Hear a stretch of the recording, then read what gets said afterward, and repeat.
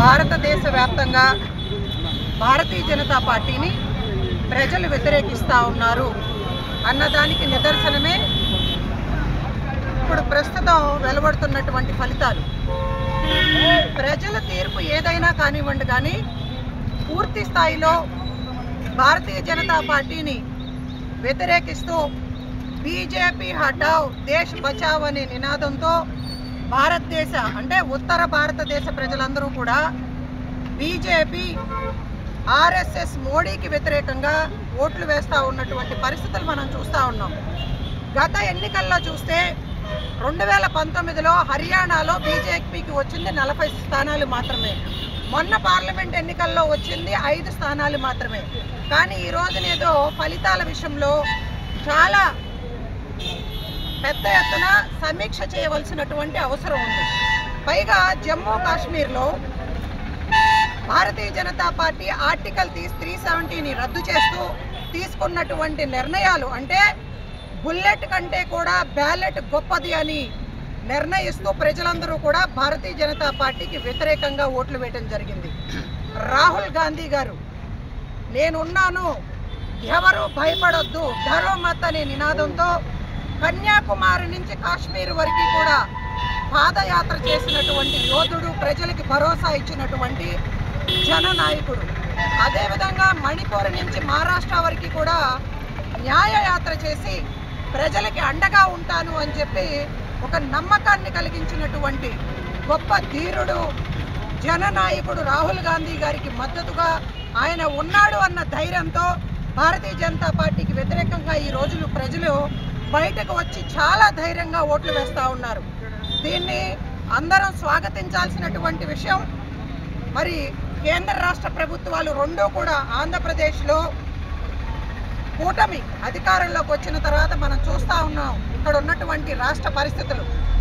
100 రోజుల పరిపాలనలోనే రాష్ట్ర ప్రభుత్వం విఫలమైంది.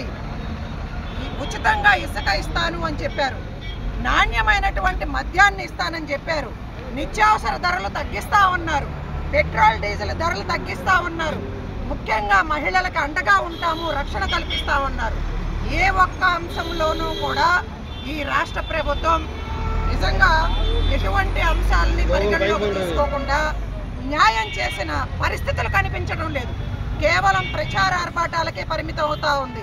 భారతీయ జనతా పార్టీ ఉత్తర భారతదేశంలో విఫలమవుతా ఉంది కాబట్టి దక్షిణ భారతదేశంలో ముఖ్యంగా మన ఆంధ్రప్రదేశ్లో పవన్ కళ్యాణ్ లాంటి వ్యక్తిని అడ్డం పెట్టుకుని డ్రామాలు ఆడుతూ హిందూ మతం పేరుతో, అదేవిధంగా సనాతన ధర్మం పేరుతో భక్తుల ప్రజల మనోభావాలతో ఆటలాడుతూ ఉంది.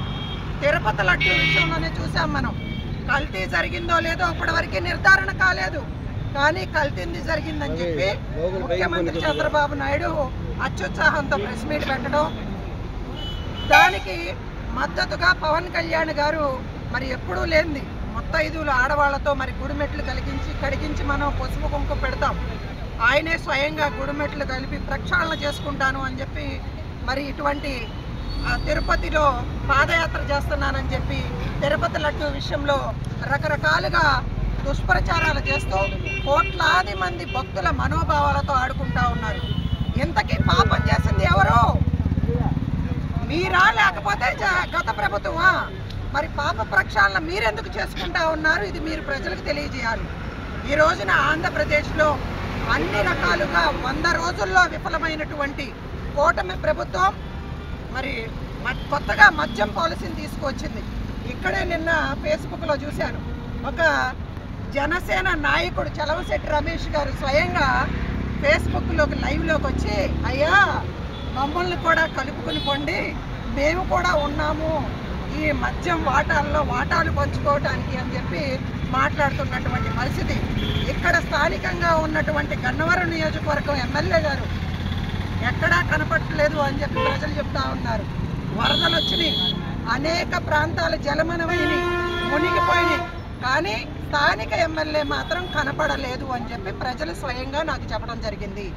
వరద ప్రాంతాలలో పర్యటించలేదు, ప్రజలకు అండగా నిలబడకుండా నేను ముఖ్యమంత్రి చంద్రబాబు నాయుడు గారికి సేవ చేస్తూ ఉన్నాను ఆయన మంచి చెడులు చూసుకుంటా ఉన్నాను, మరి ముఖ్యమంత్రి గారికి ఇతర పెద్దలందరికీ కూడా భోజన ఏర్పాట్లు చేస్తున్నాను అని చెప్పి మిమ్మల్ని గెలిపించింది గన్నవరం నియోజకవర్గ ప్రజలు. ముఖ్యమంత్రి గారికి సేవ చేసుకోవాలంటే ఇతర చాలా రకాలుగా మీరు సేవ చేసుకోవచ్చు. ఇప్పటి వరకు కూడా ముంపు ప్రాంతాలలో, మునిగిపోయినటువంటి ప్రాంతాలలో ఇళ్ళు ప్రాంతం మునిగిపోయి రోడ్డు మీద పడినటువంటి ప్రజలకి అందుబాటులోకి రాలేదు అని చెప్పడమే కాకుండా మద్యం పాలసీ టెండర్ల విషయంలో అధికార పార్టీకి చెందినటువంటి టీడీపీ నాయకులందరూ కూడా వాటాలు పంచుకోవడానికి తహతహలాడుతూ ఉన్నారు అని చెప్పి మా దృష్టికి వచ్చింది. స్వయంగా స్థానిక ఎమ్మెల్యే యార్లగడ్డ వెంకట్రావు కూడా ఇక్కడ ఉన్నటువంటి క్యాడర్ అందరికీ కూడా ఫోన్ చేసి మీరెవరూ కూడా టెండర్లు వేయొద్దు, వాటాలు పంచి ఎవరెవరికి ఎంతెంత పంచాలో ఆ వ్యవహారం అంతా నేను చూసుకుంటాను అని చెప్పి స్వయంగా చెప్పారు అని చెప్పి టీడీపీ శ్రేణులందరూ కూడా గుసగుసలాడుకుంటూ ఉన్నారు. కాబట్టి దీనిపైన స్పష్టంగా చంద్రబాబు నాయుడు అదేవిధంగా స్థానిక ఎమ్మెల్యే గారు కూడా వైఖరి ఏంటో తెలియజేయాలి. మద్యం పాలసీని రాష్ట్ర మహిళలందరం కూడా వ్యతిరేకిస్తూ ఉన్నాం.